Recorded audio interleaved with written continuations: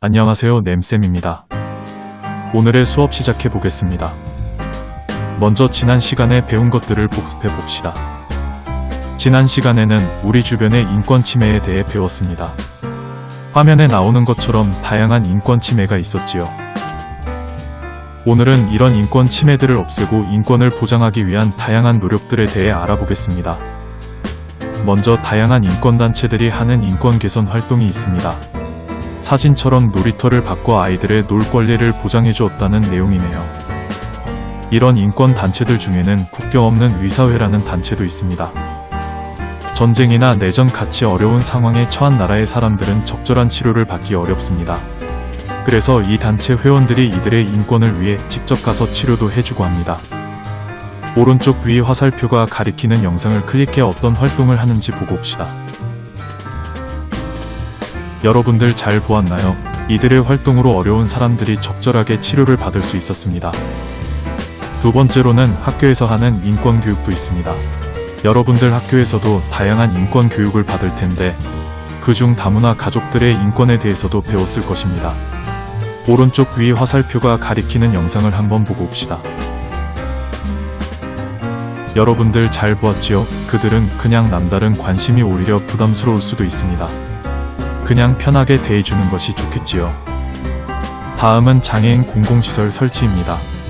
장애인들의 경우 우리처럼 아무데나 막 다니기 힘듭니다.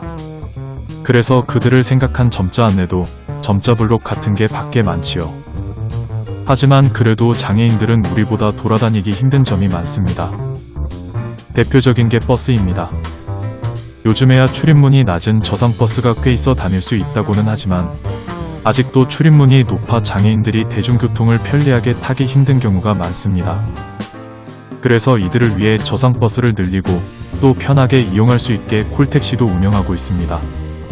오른쪽 위 화살표를 클릭해 장애인들을 위한 이동수단을 보고 옵시다.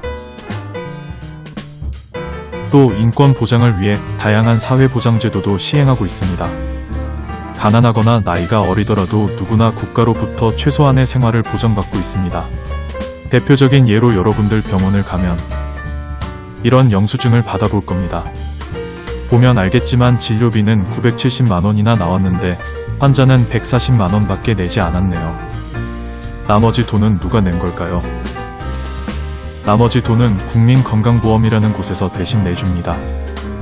누구나 부담없이 병원에 가서 진료를 볼 수 있게 의료비를 함께 부담하는 거지요. 여러분들의 부모님이나 보호자분들이 내는 돈으로 대한민국 사람 누구나 혜택을 보고 있습니다. 오른쪽 위 영상을 클릭해 국민건강보험이 어떤 제도이고 다른 나라랑 비교했을 때 뭐가 좋은지 알아봅시다. 여러분들 잘 보았나요?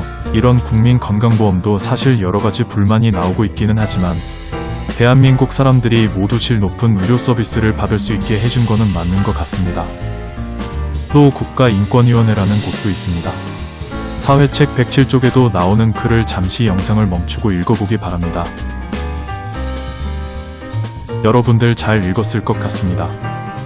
이런 국가인권위원회가 어디에 속해 있지 않고 독립적으로 활동하는 이유가 무엇일까요? 내 정답은 국가 권력이나 다른 곳의 간섭을 받지 않고 인권 보호를 위해 노력하기 때문이겠지요. 역시 오른쪽 위 화살표가 가리키는 영상을 클릭해 국가인권위원회가 하는 일을 보고 옵시다.